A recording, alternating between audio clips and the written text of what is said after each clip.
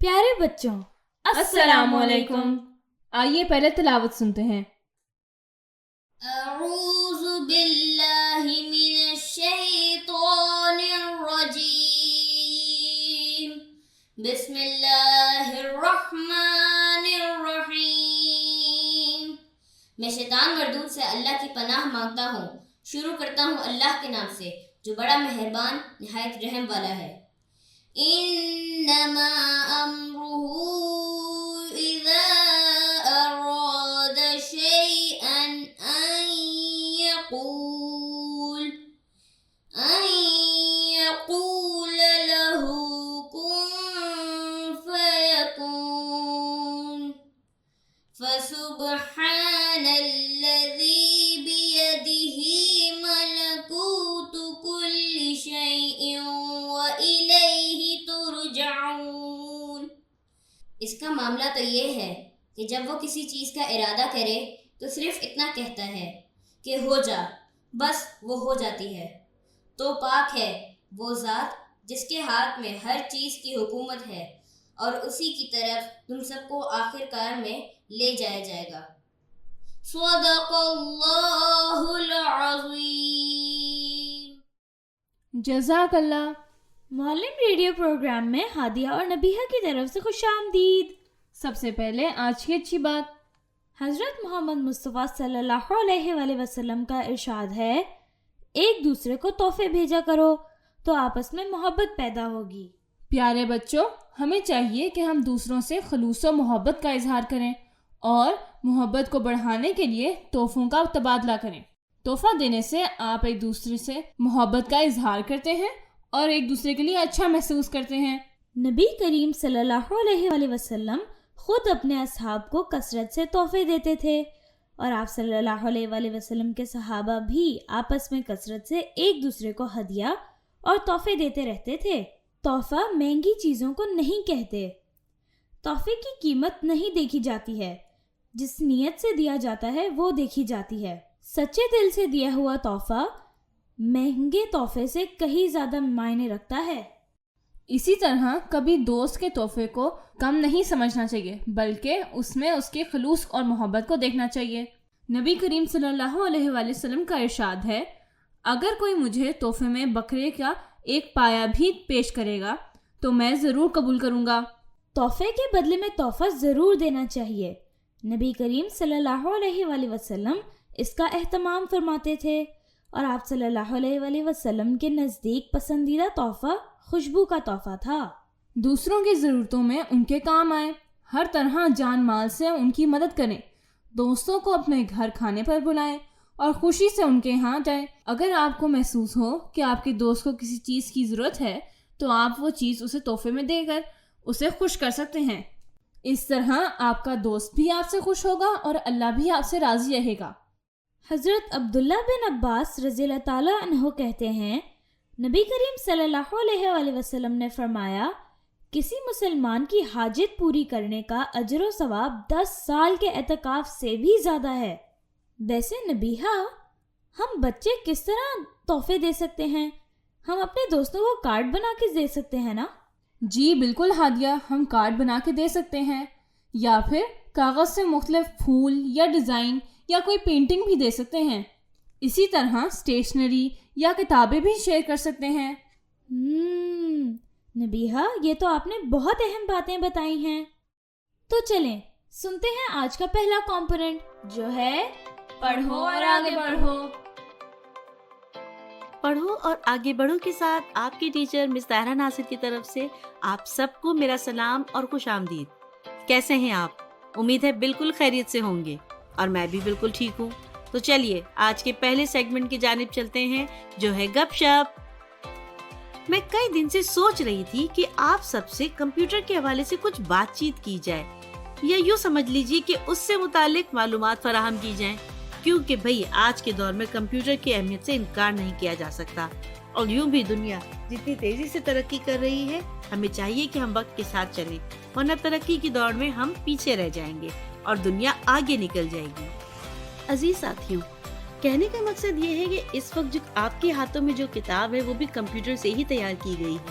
आप जो मुझे सुन रहे हैं, मेरी ये आवाज वैसे तो रेडियो के जरिए आप तक पहुंच रही है, लेकिन इस आवाज को आप तक पहुंचाने में कंप्यूटर का बहुत बड़ा किरदार है। चलिए पहले जरा इसके बारे में जानते हैं, तो गौर से सुनिए। कंप्यूटर के लफ्जी मायने हैं हिसाब किताब करने वाला, लेकिन ये सिर्फ यही काम नहीं करता, बल्कि कंप्यूटर से हवाई अड्डों, रेलवे स्टेशनों, सनती इदारों, जंगी मुहिमों और हर बड़े दफातर में काम लिया जा रहा है। लोगों का ख्याल है कि कंप्यूटर एक इंतहाई पेचीदा मशीन है, हालांकि ऐसी बात नहीं है। कंप्यूटर बेजान, बेहरकत और सादा सी मशीन है। प्राइमरी स्कूल का तालिब इल्म भी इसे इस्तेमाल कर सकता है। कंप्यूटर एक ऐसा जहन है जिसका हाफजा बहुत मजबूत होता है। दरमियाने साइज का कंप्यूटर एक सेकंड में 10 लाख अहकामात पर अमल करता है, जबकि एक ज़हीन और तंदुरुस्त आदमी को इन कामों को करने में 1 साल से ज्यादा वक्त लग सकता है। कितनी अजीब बात है ना। आज के साइंसी दौर में कंप्यूटर बहुत से काम अंजाम देता है, मसलन तालीम देने, पैगाम रसानी करने, इमारतों का नक्शा बनाने, अमराज का पता चलाने, किताबों के तर्जुमे और किताबत करने, रेडियो, टेलीफोन, टेलीविजन, रेलगाड़ियों और हवाई जहाज वगैरह के चलाने के काम को अंजाम देता है। ऐसा लगता है कि कंप्यूटर चंद सालों में हमारे सभी कामों को अंजाम देने लगेगा। हमें अपने घर में मुलाजिम रखने की भी जरूरत नहीं होगी, लेकिन ये याद है कि ये अजूबा कितनी ही तरक्की क्यों ना कर जाए, हर जमाने में इसको हुक्म देने या उससे काम लेने के लिए इंसान की ही जरूरत होगी। ये हकीकत है कि कंप्यूटर की वजह से बेरोजगार लोगों की तादाद में इजाफा होता जा रहा है, लेकिन इसकी मकबूलियत और अहमियत से कोई इनकार भी नहीं कर सकता। अब मजीद सुने। कंप्यूटर को तरह तरह के कामों के लिए इस्तेमाल किया जाता है। क्या आप अंदाजा लगा सकते हैं? जी बिल्कुल ठीक कहा आपने। इंटरनेट के लिए, टाइपिंग के लिए, बिल्कुल सही। आप क्या कह रहे हैं? मालूमात हासिल करने के लिए, सही फरमाया। अब बताइए। हाँ, कोई इसे तहकीकी कामों के लिए इस्तेमाल करता है और कोई कारोबार के लिए, बिल्कुल दुरुस्त। कोई इसे हिसाब किताब के लिए इस्तेमाल करता है तो कोई डिजाइनिंग के लिए। कोई इस पर इंटरनेट के जरिए दुनिया भर की मालूमात हासिल करता है। भाई वाह, आपको तो बहुत अच्छी तरह से पता है। कोई इससे लोगों से राब्ते के लिए इस्तेमाल करता है। राब्ते के लिए किस तरह इस्तेमाल करेंगे? अच्छा, आपने क्या कहा? स्काइप के जरिए। और आप क्या कह रहे हैं? व्हाट्सएप, बिल्कुल ठीक। ये 2 बहुत मशहूर ऐप्स हैं जिनकी मदद से हम बआसानी एक दूसरे से राब्ता कर सकते हैं, चाहे हम कहीं भी किसी भी मुल्क में रहते हों। मौजूदा दौर में तो इसे टीवी और वीडियो गेम्स की तरह भी इस्तेमाल में लाया जा रहा है। एक छोटी सी इलेक्ट्रॉनिक मशीन में वे इंतहा खुसूसियात छुपी हुई हैं। बस इंसान में कितनी सलाहियत है और वो उससे क्या काम निकाल सकता है, ये उस पर मुनहसर करता है। इतने ज्यादा काम करने वाली सलाहियत वाली ये मशीन एक जादू की पटारी की मानिंद है, जिसको हर तरह के कामों के लिए इस्तेमाल में लाया जा सकता है। चलिए जनाब, ये तो हो गई कंप्यूटर की बातें। आप कम से कम कंप्यूटर के 3 फायदे और 2 नुकसानात बताइए। सोच के रखें और उसे अपने होमवर्क में लिख लें। तो चलें हम अगले सेगमेंट की जाने बढ़ते हैं, जो है तो फिर सीखते हैं। आज का सबक बहुत मजेदार है। आज हम उर्दू के ऐसे अल्फाज सीखेंगे जिनके हुरूफ तो एक जैसे होंगे, लेकिन अगर जेर, जबर, पेश या तशदीद को मुख्तलिफ तरीकों से इस्तेमाल किया जाए तो उसके मायने बदल जाएंगे। है ना दिलचस्प बात? तो सब तैयार हैं? मैं आपके सामने 2 जुमले बोलूंगी। आप मुझे बताएंगे कि इसमें जो अल्फाज एक जैसे हुरूफ वाले हैं वो कौन से हैं और उनमें कौन से एराब लगे हैं। चलिए जुमला गौर से सुनिए। अम्मी ने कहा चाय में शक्कर कम है। अम्मी ने कहा चाय में शक्कर कम है। दूसरा जुमला सुनिए। हमें हर हाल में अल्लाह का शुक्र अदा करना चाहिए। जी जनाब, कौन बताएगा? हाँ जी, आप बताइए। आपने पहले जुमले में कहा शक्कर है और दूसरे में शुक्र, तो कौन से एराब का फर्क है? बिल्कुल ठीक कहा। पहले शक्कर में शीन के ऊपर जबर है और उसका मतलब है चीनी, जबकि दूसरा लफ्ज शुक्र है और इसमें शीन पर पेश है। इसका मतलब है एहसान की तारीफ करना या उसे मानना। शाबाश। अब दूसरा जुमला सुनिए। किसी गांव में एक लकड़हारा रहा करता था। किसी गांव में एक लकड़हारा रहा करता था। एक और सुनिए। कैदी को जेल से रिहा कर दिया गया। हाँ भाई, कौन बताएगा? ठीक है, आप बताइए। चले, आपने पहले हाथ उठाया है।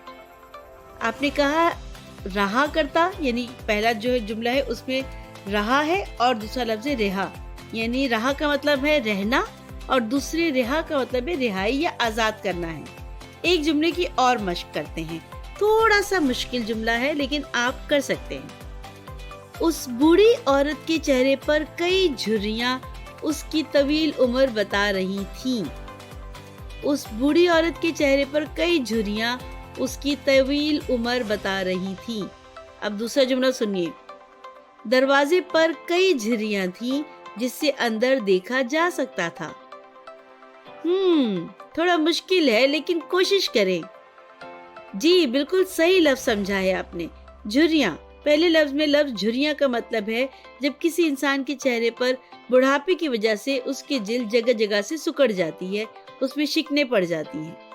और दूसरे जुमले में दरवाजे की झिरियां या झिरी, छोटे छोटे सुराख या इतनी सी जगह जहां से आंख लगाकर देखा जा सके। ठीक है, तो झुर्रियां पे आ गया पेश और झिरी पे के नीचे है जेर।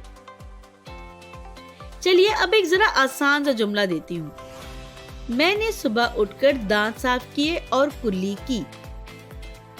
मैंने सुबह उठकर दांत साफ किए और कुल्ली की। और दूसरा जुमला सुनिए। गुलाब की कली खिल गई। अरे वाह, देखा, अब सबके हाथ उठ गए। चलिए आप बताइए। जी हाँ, कुल्ली में पेश और तशदीद आता है जबकि कली में जबर आएगा। मानी से तो आप सब वाकिफ हैं, इसलिए मैं उसकी तफसील में नहीं जाऊंगी। आप सब अपनी कॉपी और पेंसिल निकालें और मैं जो लफ्ज आपको कहूँ आप उसे गौर से सुने और उन पर एराब लगाएं। मैं आपको साथ साथ मायने भी बताती जाऊंगी। पहला लफ्ज लिखिए अशकाल। अशकाल जो है वो शक्ल की जमा है। ठीक है। दूसरा लफ्ज लिखिए इश्काल। ये कहते हैं मुश्किल या दुश्वारी को। ओके, अब लिखिए अमारत। ये अमीरी को कहते हैं, अमारत। दूसरा लफ्ज लिखिए इमारत। रियासत या हुकूमत को कहते हैं। मुत्तहदा अरब इमारात आपने सुना होगा। लफ्ज लिखिए बीन। बीन कहते हैं बजाने का एक आला होता है, तो कहा जाता है ना बीन बजाइए, बीन। और उसी के साथ उससे मिलता जुलता लफ्ज लिखिए बैन। बैन का मतलब होता है रोना। उसने बैन डाल दिया या वो बैन करने लगा। अगला लफ्ज लिखिए आलिम। आलिम, इल्म रखने वाला। और उसी से मिलता जुलता जो दूसरा लफ्ज है वो है आलम, जो कि दुनिया को कहा जाता है। इस आलम में मेरा कोई नहीं है।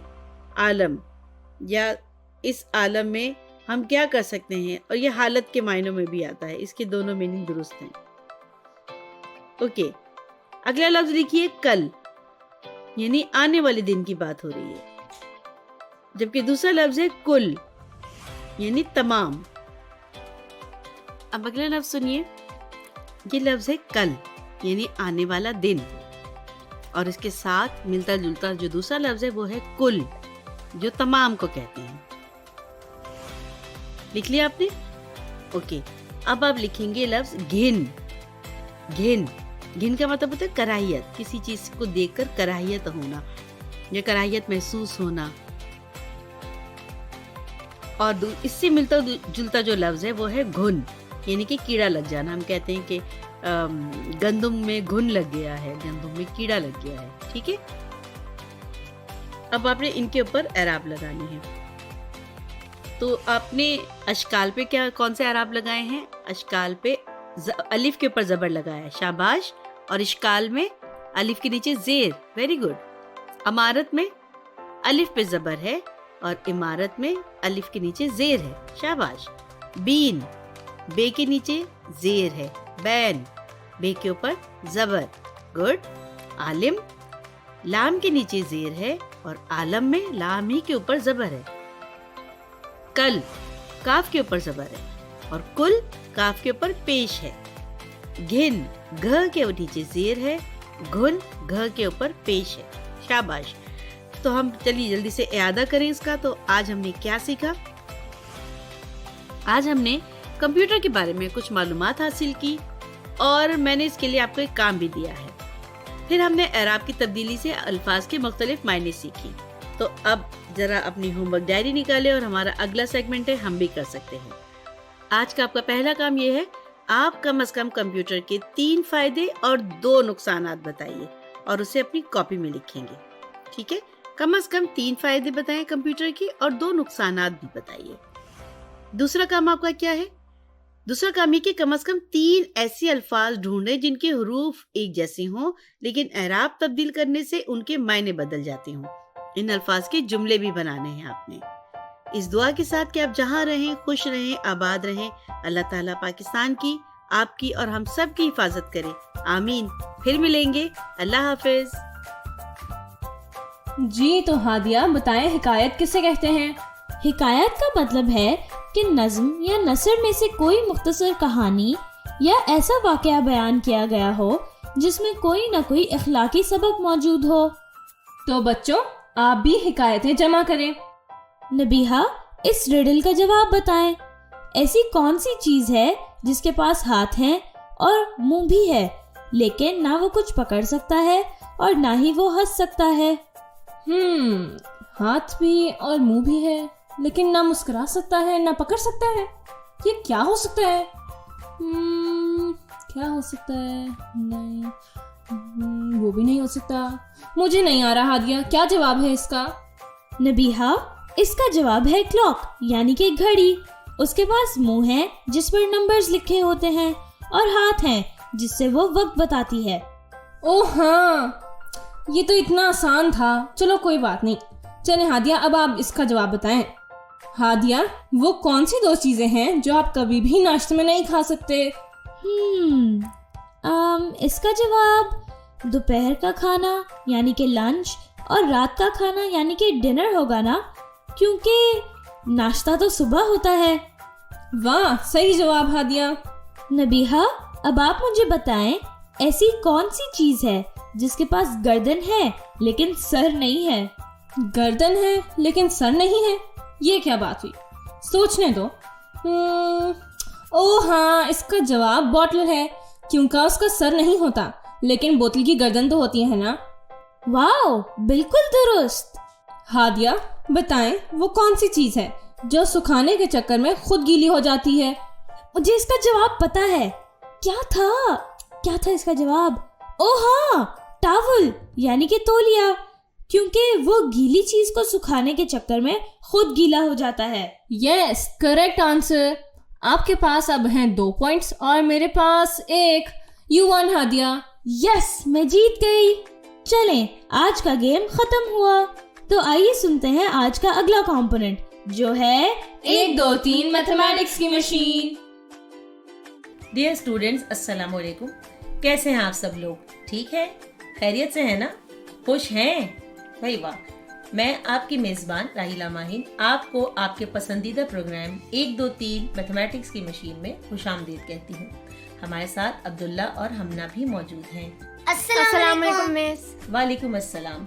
मुझे ये बताइए कि आप लोगों को ईदी मिलती है तो कितनी खुशी मिलती है? मिस बहुत ज्यादा। मिस, ये तो डिपेंड करता है कि ईदी कितनी मिली। क्या मतलब? जब ज्यादा ईदी मिलती है तो ज्यादा खुशी मिलती है और कम ईदी मिले तो खुशी कम हो जाती है ना भाई? जी मिस। इसका मतलब है आपकी ईद पर खुशी का ताल्लुक बराह रास्त ईदी पर है और in mathematical terms your happiness at Eid is directly proportional to the amount you receive. ज्यादा अमाउंट ज्यादा खुशी, कम अमाउंट कम खुशी। मिस, आप तो ईदी में भी डायरेक्ट प्रोपोर्शन ले आई। जी बेटा, मैथ का हर कॉन्सेप्ट हमारी हकीकी जिंदगी का हिस्सा है तो ये ईदी पर भी एप्लीकेबल होता है। चले छोड़ें, ये बताइए कि डायरेक्ट प्रोपोर्शन क्या होते हैं? मिस, जैसे ज्यादा भूख लगती है तो ज्यादा खाना खाते हैं। जैसे ज्यादा बुक्स होंगी तो बैग का वेट भी ज्यादा होगा। बहुत अच्छे, आपने बेहतरीन एग्जाम्पल्स दी हैं। इसे हम मैथमेटिकली इस तरह कहेंगे कि जब 2 क्वांटिटीज आपस में रिलेट करती हैं और अगर एक क्वांटिटी इंक्रीज हो जाए तो दूसरी भी इंक्रीज हो जाएगी और अगर एक डिक्रीज हो जाए तो दूसरी भी डिक्रीज हो जाएगी। ये क्या कहलाता है? मिस, ये डायरेक्ट प्रोपोर्शन कहलाता है। जी, क्या ऐसा मुमकिन है कि एक क्वांटिटी बढ़े लेकिन दूसरी कम हो जाए, या अगर हम दूसरी क्वांटिटी को बढ़ाएं तो पहली कम हो जाए? क्या आपने कभी इस तरह की क्वांटिटीज को ऑब्जर्व किया है कि एक बढ़े और एक कम हो जाए? जैसे जैसे मिस, अगर खाना है, लोग ज्यादा आ जाएं तो खाना कम पड़ जाएगा, है ना? आप काफी करीब पहुंच गई हैं। देखें, आपके घर में आटा तो आता होगा, पूरे महीने का एक साथ आता है ना? जी मिस। जी मिस, पूरे महीने का एक साथ आता है। चलें, ये बताइए आपके घर में कितने अफराद हैं? 6। मिस 8। चले हम हमना के घर वालों की तादाद देखते हैं। हमना, आपके घर में कितना आटा आता है? मिस, वो 10 किलो वाली 2 थैलियाँ आती हैं। जी, तो इसका मतलब है 20 किलो आटा 30 दिन तक चलता है। दूसरे अल्फाज में हम ये कहें कि 6 लोग 30 दिन तक 20 किलो आटा इस्तेमाल करते हैं। ठीक है ना? अगर आपके घर में एक महीने के लिए कोई फैमिली रहने आ जाए तो क्या आटा 30 दिन तक चलेगा? जैसे डायरेक्ट प्रोपोर्शन में भूख ज्यादा है तो खाना ज्यादा, काम ज्यादा है तो टाइम ज्यादा। सोचें, जरा गौर करें। मिस, हम आटे से कंपेयर नहीं कर रहे। जी नहीं, हम सिर्फ नंबर ऑफ पीपल और नंबर ऑफ डेज पर फोकस कर रहे हैं। Days and people are the 2 quantities. तो 6 लोग खाएंगे 30 दिन तक, 5 लोग और आ गए तो लोग हो जाएंगे 11। मिस, आटा तो जल्दी खत्म हो जाएगा क्योंकि वो 6 लोगों के लिए पूरा था। मिस, मैंने सही कहा ना? बिल्कुल सही आइडेंटिफाई किया आपने। लोग बढ़ गए तो दिन कम हो गए। व्हाट अबाउट अगर 6 लोगों में से ही कोई एक कहीं और रहने के लिए चला गया तो क्या होगा? मिस, तो जब लोग कम हो जाएंगे तो आटा तो बच जाएगा। जी हमना, हमारी 2 क्वांटिटीज थी, नंबर ऑफ डेज और नंबर ऑफ पीपल। हमने आटे को क्वांटिटी में नहीं रखा है, तो अगर लोग कम हो जाएंगे तो दिनों पर क्या असर पड़ेगा? ओ, मुझे समझ आ गया। लोग कम हो जाएंगे तो आटा ज्यादा दिन चलेगा, 30 दिन के बाद भी चलेगा। ऐसा ही है ना मिस? बिल्कुल सही। अब आपने क्वांटिटीज को सही आइडेंटिफाई किया है। लोग कम तो दिन ज्यादा, लोग ज्यादा तो दिन कम। जब एक क्वांटिटी के बढ़ने से दूसरी कम होने लगे तो हम इसे इनवर्स प्रोपोर्शन कहते हैं। इसमें हम पहले क्वांटिटीज को मल्टीप्लाई करते हैं और फिर डिवाइड करते हैं। मिस, ये तो डायरेक्ट प्रोपोर्शन का उल्टा हो गया। इसमें पहले डिवाइड करके यूनिट निकालते हैं, फिर मल्टीप्लाई करके कॉस्ट ऑफ यूनिट निकालते हैं। जी अब्दुल्ला, ये इनवर्स है तो इसका मतलब है उल्टा, यानी एक आगे जा रहा है तो एक पीछे। तो पहले हम मल्टीप्लाई करेंगे और फिर डिवाइड करेंगे। अब सवाल ये है कि अगर हमना की फैमिली के 6 लोग आटा इस्तेमाल करते हैं तो वो 30 दिन तक चलता है। अगर एक फर्द कहीं चला जाए तो 5 लोग रह जाएंगे। अब हमें ये देखना है कि अगर 5 लोग हैं तो कितने दिन तक आटा चलेगा। तो पहला स्टेप है मल्टीप्लाई, दूसरा है डिवाइड। मिस, पहली 2 क्वांटिटीज हैं लोग और 30 दिन, तो हम इन दोनों को मल्टीप्लाई करेंगे। जी बिल्कुल। अब ये क्या बना? 30 multiply by 6 is equal to 180। Miss, ये तो 180 हो गया। अब इसे थर्ड क्वांटिटी से डिवाइड कर दें। 180 डिवाइडेड बाय 5, तो जवाब आ गया 36। तो इसका मतलब है आटा 30 के बजाय 36 डेज तक चलेगा। तो कितने दिन ज्यादा चलेगा? Miss, 36 minus 30 equals to 6। 6 दिन ज्यादा। तो पहला स्टेप क्या है? मल्टीप्लाई। और दूसरा स्टेप डिवाइड। अब चलते हैं हम दूसरे सेगमेंट की तरफ जिसका नाम है Let's लेट्स प्रैक्टिस। चले, तो सवाल ये है, 6 मजदूर एक दीवार को 20 दिन में बना लेते हैं। 2 मजदूर बीमार पड़ गए। अब आप बताएं ये दीवार कितने दिन में बनेगी? 6 मजदूर और 20 दिन, तो मजदूर और दिन 2 क्वांटिटीज हैं। जी बिल्कुल। अब जरा आप प्रॉब्लम पढ़ के आइडेंटिफाई करें कि ये डायरेक्ट प्रोपोर्शन है या इनवर्स प्रोपोर्शन। 6 मजदूर 20 दिन लेंगे, तो 2 मजदूर बीमार हो गए, बाकी 4 रह गए। अगर मजदूर यानी काम करने वाले लोग कम हो जाएं, तो दीवार देर में बनेगी। मिस, ये तो इनवर्स है। वेरी गुड हमना। लोग कम, दिन ज्यादा, लोग ज्यादा, दिन कम। अब पहला स्टेप है कि फर्स्ट 2 क्वांटिटीज को मल्टीप्लाई करें और फिर थर्ड क्वांटिटी से डिवाइड कर लें। चलें इसे सॉल्व करें। मिस, 6 मजदूर 20 दिन, 6 multiply by 20 is equal to 120। अब मुझे डिवाइड करना है तो मैं 4 से डिवाइड करूंगी, क्योंकि 2 मजदूर तो नहीं है। तो 120 divided by 4 is equal to 30। Miss, 30 जवाब आ रहा है। I am really impressed. आपने प्रॉब्लम को बहुत अच्छे से समझाया और सॉल्व किया है। अब दूसरा सवाल अब्दुल्ला के लिए। एक बड़े वाटर टैंक में 6 पानी के पाइप लगा दिए जाएं तो वो 2 घंटे में भर जाता है। अगर 2 पाइप कम कर दिए जाएं तो कितनी देर में भरेगा? मैं सवाल रिपीट कर रही हूँ। एक बड़े वाटर टैंक में 6 पानी के पाइप लगा दिए जाएं तो वो 2 घंटे में भर जाता है। अगर 2 पाइप कम कर दिए जाएं तो कितनी देर में भरेगा? जी अब्दुल्ला, सवाल समझ आया?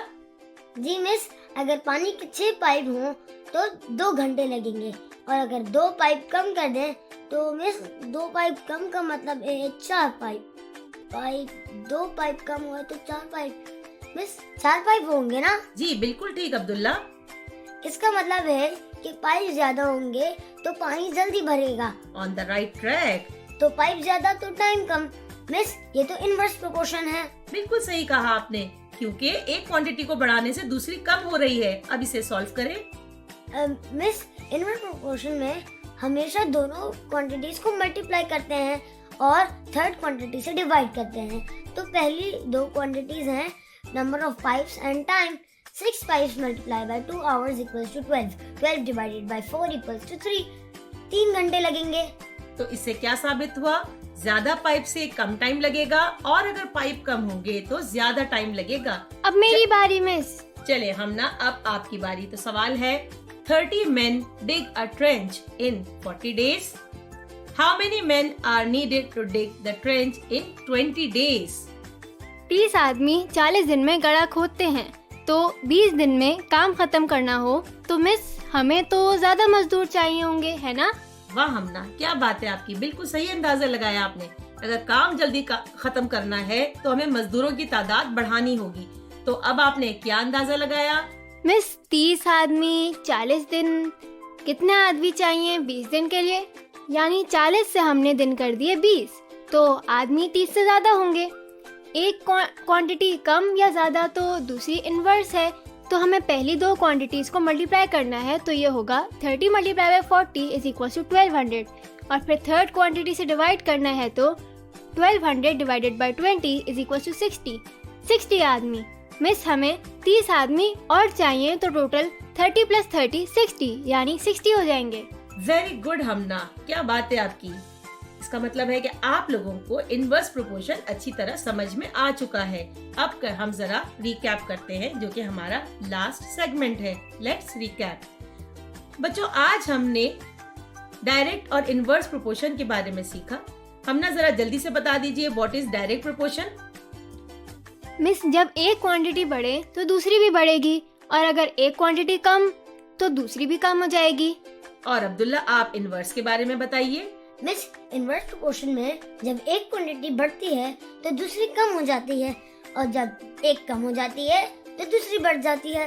अब हम जरा जल्दी जल्दी कुछ सवालात करेंगे। आपने सवाल को गौर से सुनना है कि ये और बताना है कि ये सवाल डायरेक्ट प्रोपोर्शन का है या इनवर्स प्रोपोर्शन का। You will raise your hand to answer. Price of a school desk and number of desk. School के डेस्क और उसकी कीमत के दरमियान कौन सा रिलेशन है? हमना, आप बताइए। Direct proportion. Very good. Ahmed pays rent and rent in a year. Miss rent कढ़ाई को बोलते हैं। जी बेटा, रेंट किराए को बोलते हैं। Miss direct proportion. Very good. चलें, किसानों की तादाद और खेतों में हल चलाने के लिए दिन। Number of farmers and number of days to plough the field. Yes हमना। मिस inverse proportion. Number of people painting a house and number of days. मिस इनवर्स प्रोपोर्शन। जी बेटा, तो आप लोगों ने देखा कि डायरेक्ट और इनवर्स प्रोपोर्शन हमारी जिंदगी में कितना अहम किरदार अदा करते हैं। हमें याद रखना है कि डायरेक्ट प्रोपोर्शन में हम पहले यूनिट वैल्यू निकालते हैं, इसके लिए हम डिवाइड करते हैं और फिर मल्टीप्लाई करते हैं, जबकि इनवर्स प्रोपोर्शन में हमने पहले दोनों क्वांटिटीज को मल्टीप्लाई करते हैं और फिर थर्ड क्वांटिटी से डिवाइड करते हैं। इस उम्मीद के साथ कि आपको आज का लेसन अच्छी तरह समझ आ चुका होगा। आपकी किताबों में इससे रिलेटेड जितना भी काम है इसे अपनी रियाजी की कॉपियों में हल कर लें। इसके साथ ही अपनी मेजबान राहिला माइन को इजाजत दीजिए। अल्लाह हाफिज। अब बारी है एक्सरसाइज की। अब हम शुरू करते हैं आज की पहली एक्सरसाइज में, जिसमें आपको अपनी कमर पे हाथ रख के उछलना है। तो शुरू करते हैं पहली वार्म अप एक्सरसाइज। 1 2 3 4 5 6 7 8 9 10 9 8 7 6 5 4 3 2 1। चलें आप सीधा खड़े हो जाएं। हम अब सांस की मशक करते हैं। नाक से सांस लीजिए, 2 सेकंड रोकिए, अब मुंह से निकालिए। दोबारा नाक से सांस लीजिए, 2 सेकंड रोकिए, अब मुंह से निकालिए। दोबारा नाक से सांस लीजिए, 2 सेकंड रोकिए, अब मुंह से निकालिए।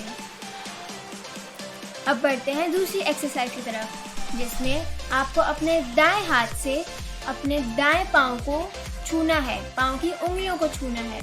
सही है? अब शुरू करते हैं।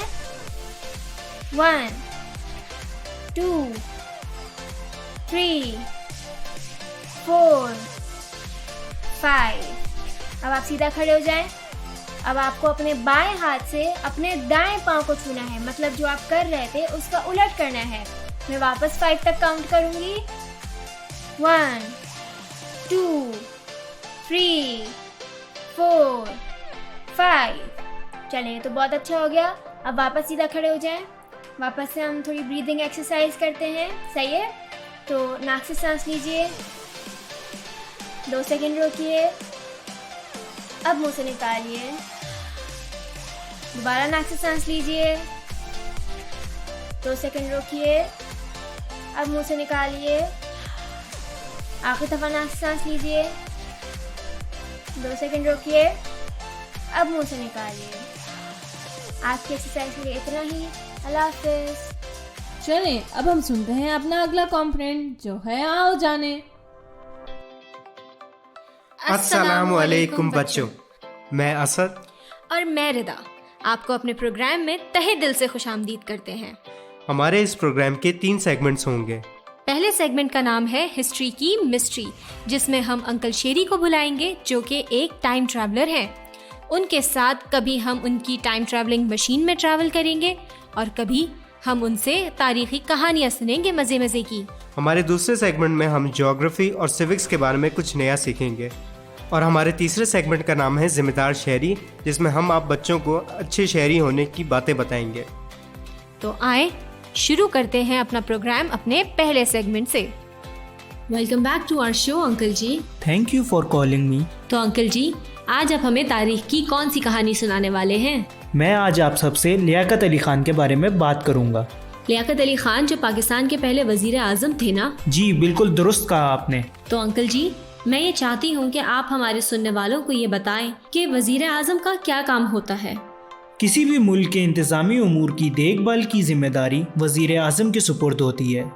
लियाकत अली खान ने भी वजीर आजम होने की हैसियत से मुल्क के मसाइल हल करने की भरपूर कोशिश की थी।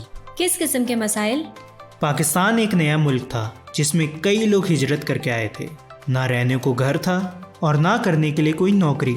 किसी भी नए मुल्क को इस तरह के मसाइल का सामना करना पड़ता है। पाकिस्तान को भी इसीलिए इस तरह के मसाइल का सामना करना पड़ा था। फिर क्या हुआ अंकल जी? 1947 में जब पाकिस्तान बना तो लियाकत अली खान प्राइम मिनिस्टर बना दिए गए थे, लेकिन अफसोस के साथ 1951 में उनकी शहादत हो गई। तो उसके बाद पाकिस्तान का प्राइम मिनिस्टर कौन बना? ख्वाजा नाज़िमुद्दीन अगले वजीर आज़म बना दिए गए थे और ग़ुलाम मोहम्मद गवर्नर जनरल बना दिए गए थे। लेकिन पाकिस्तान में सियासी मसाइल होने की वजह से कई हुकूमतें तब्दील होती रहीं। क्या मतलब अंकल जी? अच्छा, अब आपने पूछ ही लिया है तो तफसील में सुने। 1953 में मोहम्मद अली बोगरा ने पाकिस्तान के वजीर आज़म की हैसियत से हल्फ उठाया। फिर 1955 में सिकंदर मिर्ज़ा पाकिस्तान के चौथे गवर्नर जनरल बनाए गए थे।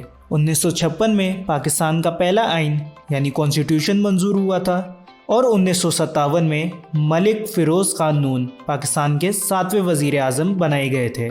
इस तरह तो 1947 से लेकर 1957 तक 10 सालों में पाकिस्तान में 7 वज़ीर आज़म आए। यही तो मैं कह रहा था कि सियासी मसाइल की वजह से मुस्तकिल हुकूमतें तब्दील होती रही थी। जब तक 1958 में मार्शल लॉ नाफिज नहीं हुआ था। अंकल, आप बच्चों को थोड़ा सा एक्सप्लेन करें कि मार्शल लॉ होता क्या है। ये मैं आपको किसी और किस्त में बताऊंगा। अभी मुझे किसी से मिलने जाना है, तो बाद में मुलाकात होती है। ठीक है अंकल जी, मैं याद रखूंगी आपकी ये बातें। और बच्चों, मुझे उम्मीद है कि आपको भी सुन के ये बातें बहुत मज़ा आया होगा। चलते हैं अपने अगले सेगमेंट की तरफ, जिसमें हम आज बैंक का जिक्र करेंगे। बच्चों, हमने ये तो देख लिया कि पैसे कहाँ से आए और क्या होते हैं, लेकिन जब हमारे पास बहुत सारे पैसे हो जाते हैं तो हमें बैंक्स की ज़रूरत दरकार होती है, जो हमारी उन पैसों को संभाल के रखने में मदद करते हैं। आइए देखते हैं कि बैंक्स क्या काम करते हैं इस कहानी की मदद से। हमजा और फातिमा 5वीं जमात के तालिबे इल्म थे।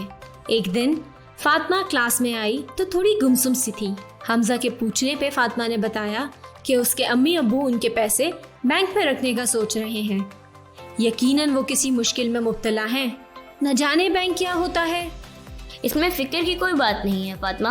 बैंक एक ऐसा माली इदारा होता है जो लोगों के पैसे बचाने में यानी सेविंग्स में मदद करता है। हो सकता है कि तुम्हारे अम्मी अबू भी सेविंग्स करने के बारे में सोच रहे हो। तो वो इतने सारे लोगों के पैसे जमा करके क्या करते हैं? फिर वो रकम इकट्ठा करते हैं और सनतकारों को कर्ज फराहम करते हैं। इससे बैंक को क्या फायदा होगा?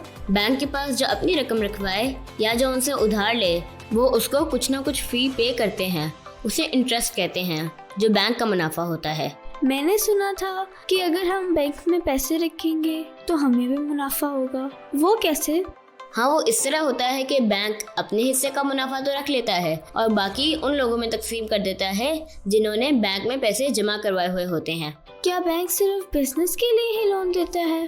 नहीं, बैंक हमें घर बनाने के लिए, गाड़ी खरीदने के लिए और तालीमी अखराजात पूरे करने के लिए भी लोन देता है। इससे तो बहुत सारे लोगों की सहूलत हो जाती होगी। बिल्कुल। और क्या तुम्हें पता है, कुछ बैंक सिर्फ खास मकासद के लिए ही कर्ज फराहम करते हैं। क्या मतलब? मसलन एग्रीकल्चरल बैंक्स सिर्फ किसानों को कर्ज देते हैं।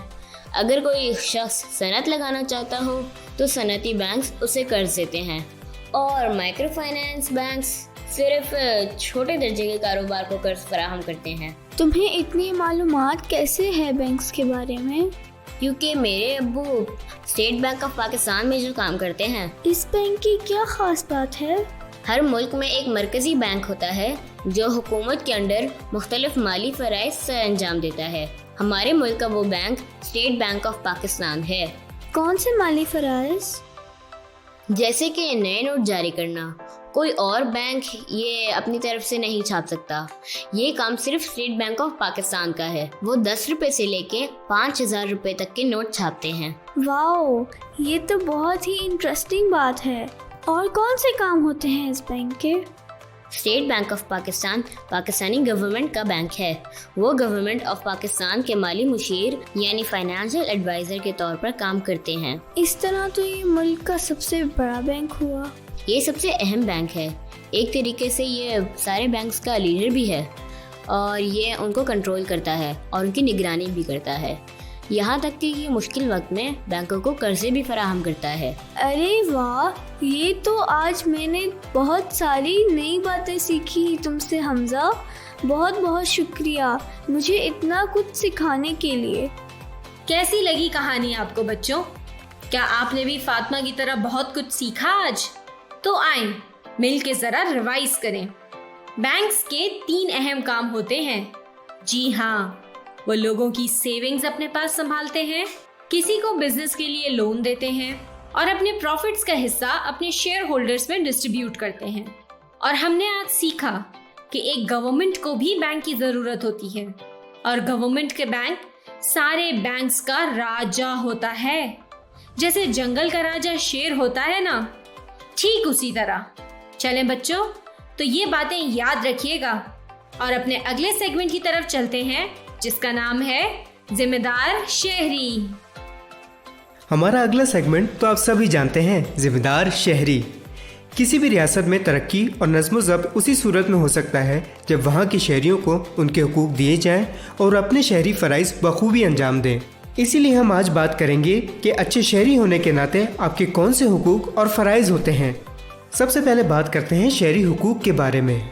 शहरियों के जानो माल की हिफाजत होनी चाहिए। सेहत और तालीम की सहूलियात की फराहमी होनी चाहिए। वोट देने का हक सबको है, चाहे वो मर्द हो या औरत। मजहबी आज़ादी हर शख्स का हक है। ज़मीन खरीदने और बेचने का हक, तहरीर और तकरीर की आज़ादी और सियासी जमात बनाने का हक हर शहरी को अपनी ज़बान, रस्म व रिवाज और सकाफ़त के तहफ़्फ़ुज़ का हक है। ये तो एक मुल्क के शहरी होने के नाते हमारे हुकूक हो गए। अब देखते हैं कि हमारे अपने मुल्क की तरफ क्या फ़राइज़ हैं। हमें अपने मुल्क के साथ वफ़ादार रहना है, रियासत के कवानीन की पाबंदी और उसका एहतराम करना है, टैक्स बर वक्त अदा करना है, दूसरे शहरियों के हुकूक का ख्याल रखना है, वोट का सही इस्तेमाल करना है, अपने बच्चों के लिए तालीम का बंदोबस्त करें, चाहे वो लड़की हो या लड़का। अपने इलाके को साफ़ सुथरा रखें, वसाइल का बिला वजह ज़िया ना करें, जैसे कि पानी, बिजली, गैस और लकड़ी।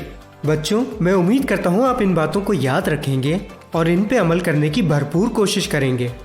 तो बच्चों, आज हमने क्या सीखा? आज हमने लियाकत अली ख़ान कौन थे ये जाना। उसके बाद हमने हमजा और फातिमा की गुफ्तगू से बैंक्स के बारे में मालूमात हासिल की और आखिर में हमने पाकिस्तान के शहरी होने की हैसियत से अपने हुकूक और फ़राइज़ जाने। तो उम्मीद है कि आपको आज की किस्त में मज़ा आया होगा। इसके साथ ही हम अपने प्रोग्राम का इख्तिताम करते हैं। उम्मीद है आज का प्रोग्राम आपको ज़रूर पसंद आया होगा। मिलते हैं अगले प्रोग्राम में एक नए कॉन्सेप्ट के साथ। तब तक अपना और अपने घर वालों का ख्याल रखिएगा। अल्लाह हाफिज़। So we learned many concepts today. तो चले अगले प्रोग्राम तक के लिए इजाज़त। अल्लाह हाफिज़। पाकिस्तान जिंदाबाद।